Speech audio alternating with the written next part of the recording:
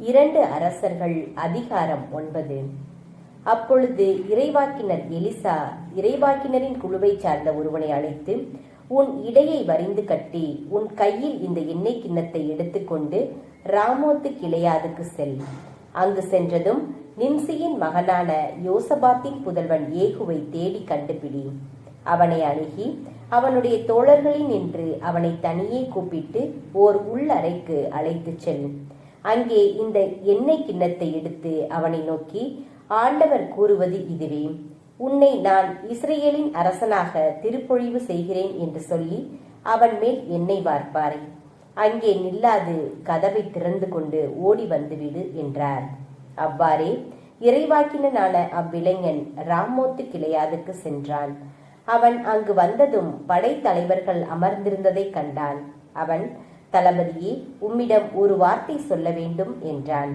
அதற்கு ஏகு, எங்களுள் யாரிடம் என்று கேட்டான். அதற்கு அவன், தளபதியே, உம்மிடம்தான் என்றான். எனவே ஏகு எழுந்து மாளிகைக்குள் சென்றான்.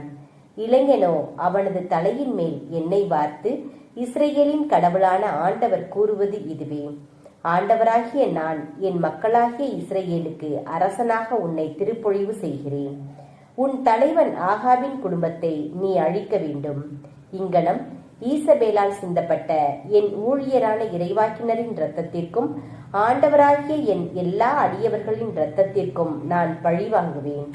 இவ்வாறு ஆகாபின் குடும்பம் முழுவதும் அழியும். இஸ்ரேலில் ஆகாபின் குடும்பத்தை சார்ந்த ஆண்கள் அனைவரையும் அடிமைகளாயினும் உரிமை மக்களாயினும் வெட்டி வீழ்த்துவேன். இந்த ஆகாபின் குடும்பத்தை நெபாட்டின் மகன் எரோபவாமின் குடும்பத்தை போலும் அகியாவின் மகன் பாசாவின் குடும்பத்தை போலும் ஒழித்து கட்டுவேன்.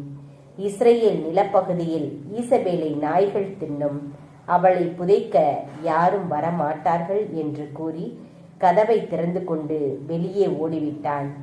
பின்பு ஏகு தன் தலைவரின் ஊழியர் கூடியிருந்த இடத்திற்கு வந்தான். அவர்கள் அவனை நோக்கி, நல்ல செய்திதானா? இந்த பைத்தியக்காரன் உன்னிடம் வந்தது ஏன் என்று கேட்டனர். அதற்கு அவன், அவன் யார் என்றும் அவன் சொன்னது என்னவென்றும் உங்களுக்கு தெரியுமே என்றான். அதற்கு அவர்கள், அது பொய், உண்மையை எங்களுக்கு தெரிவி என்றனர். அப்பொழுது ஏகு, அவன் என்னிடம், ஆண்டவர் கூறுவது இதுவே, உன்னை இஸ்ரேலுக்கு அரசனாக திருப்பொழிவு செய்கிறேன் என்றான் என்று பதிலளித்தான். இதை கேட்டவுடன் அவர்கள் அனைவரும் விரைந்து தம் போர்வையை கழற்றி அவற்றை வெறுமையாய் இருந்த படிகளில் விரித்து எக்காலம் ஊதி, ஏகுவே அரசர் என்று முழங்கினர். இஸ்ரேல் அரசன் யோராம் கொலை செய்யப்படல். நிம்சியின் மகனான யோசபாத்தின் புதல்வன் ஏகு யோராமுக்கு எதிராக சூழ்ச்சி செய்தான். அப்பொழுது யோராம் சிரியாவின் மன்னன் அசாவேலுக்கு எதிராக இஸ்ரேலின் எல்லா படைகளோடும் ராமோத்து கிளையாதை முற்றுகையிட்டிருந்தான். ஆனால் சிரியாவின் மன்னன் அசாவேலோடு போரிடுகையில் சிரியரால் பட்ட காயங்களை ஆற்றிக் கொள்வதற்காக அரசன் யோராம் இஸ்ரேலுக்கு திரும்பி வந்தான். ஏகு, இதை நீங்கள் மனமாற விரும்பினால் இஸ்ரேலுக்கு போய் யாரும் செய்தியை பரப்பாதபடி இந்நகரினின்று எவரையும் தப்பி வெளியேற விடாதீர் என்றான். பிறகு அவன் தேரின் மீது ஏறி இஸ்ரேலுக்கு சென்றான். ஏனெனில் அங்கே யோராம் ஓய்வு எடுத்துக் கொண்டிருந்தான். அச்சமயம் யூதாவின் அரசன் அகசியாவும் யோராமை பார்க்க வந்திருந்தான். இஸ்ரேலின் காவல் மாடத்தில் நின்று கொண்டிருந்த காவலன் ஏகு படையோடு வருவதைக் கண்டு, படையொன்றை காண்கிறேன் என்றான். அதற்கு யோராம், ஒரு குதிரை வீரனை தயார் செய், அவனை அவர்களை சந்திக்குமாறு அனுப்பு, அமைதிக்காகவா என்று அவன் கேட்கட்டும் என்றான். அவ்வாறு குதிரை வீரன் ஒருவன் ஏகுவை சந்திக்க புறப்பட்டு சென்றான். அமைதிக்காகவா என்று அரசர் கேட்க சொன்னார் என்றான். அதற்கு ஏகு, சமாதானம் பேசுவதற்கு நீ யார்? திரும்பி என் பின்னே வா என்றான். அப்பொழுது காவலன், தூதன் அவர்களை சென்றடைந்தான், ஆனால் இன்னும் திரும்பி வரவில்லை என்று அறிவித்தான். அரசன் மற்றொரு குதிரை வீரனை அனுப்ப அவன் அவர்கள் முன்பாக வந்து, அமைதிக்காகவா என்று அரசர் கேட்க சொன்னார் என்றான். அதற்கு ஏகு, சமாதானம் பேசுவதற்கு நீ யார்? திரும்பி என் பின்னே வா என்றான். காவலன் மீண்டும், அவன் அவர்களை சென்றடைந்து விட்டான், ஆனால் அவனும் இன்னும் திரும்பி வரவில்லை, வேறொருவனோ தேரோட்டி கொண்டு வருகிறான், அது நிம்சியின் மகன் ஏகுவை போன்று உள்ளது. அவன்தான் பைத்தியக்காரன் போல் ஓட்டுவான் என்றான். உடனே யோராம், தேரை பூட்டுங்கள் என்று கூற அவர்கள் அவனது தேரில் குதிரைகளை பூட்டினார்கள். இஸ்ரேலின் அரசன் யோராமும் யூதாவின் அரசன் அகசியாவும் தம் தேரில் ஏறி ஏகுவை சந்திக்க சென்றனர். அவனை இஸ்ரேலை சார்ந்த நாபோத்தின் நிலப்பகுதியில் சந்தித்தனர். யோராம் ஏகுவை கண்டு, ஏகு, அமைதிக்காகவா வருகிறீர் என்று கேட்டான். அதற்கு அவன், உன் தாய் ஈசபேலின் வேசித்தனமும் மாய வித்தைகளும் மிகுந்திருக்கும் வரை அமைதி எப்படி இருக்க முடியும் என்று மறுமொழி கூறினான். உடனே யோராம் கைகளால் கடிவாரத்தை இழுத்து அகசியாவை நோக்கி, அகசியா, சதி என்று சொல்லிக்கொண்டு தப்பி ஓட முயன்றான்.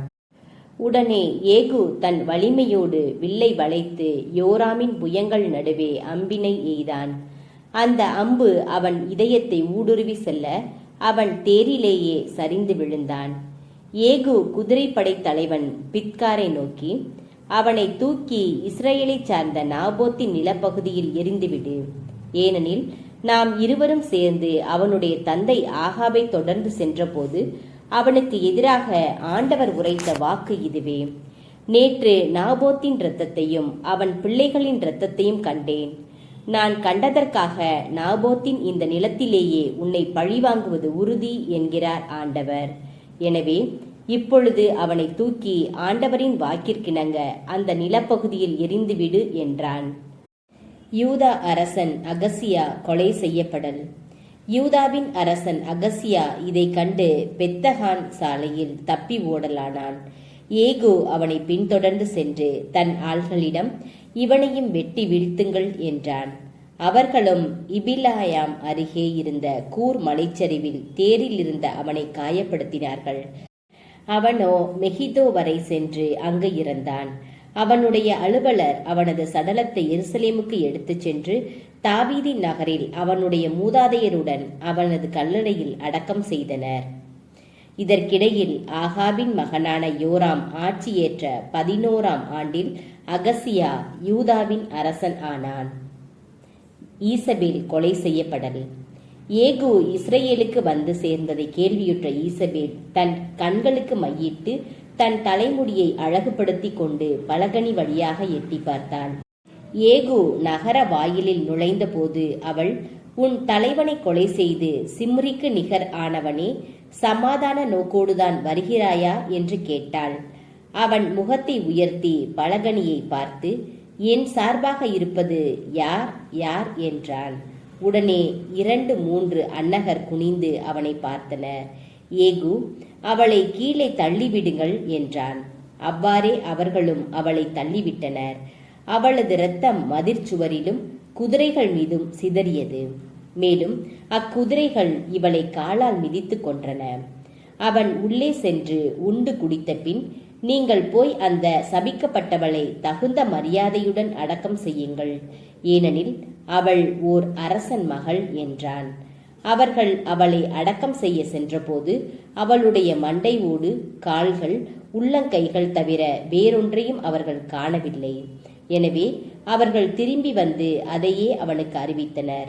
அப்பொழுது அவன், திஸ்பேயை சார்ந்தவரும் தம் ஊழியருமான எலியாவின் வழியாக ஆண்டவர் உரைத்த வாக்கு இதுவே. இஸ்ரேல் நிலப்பகுதியில் ஈசபேலின் உடலை நாய்கள் தின்னும். ஈசபேலின் பிணம் இஸ்ரேல் நிலப்பகுதியில் சாணத்தை போன்று கிடப்பதை பார்த்த எவருமே இதுதான் ஈசபேல் என்று கூற முடியாது என்றான்.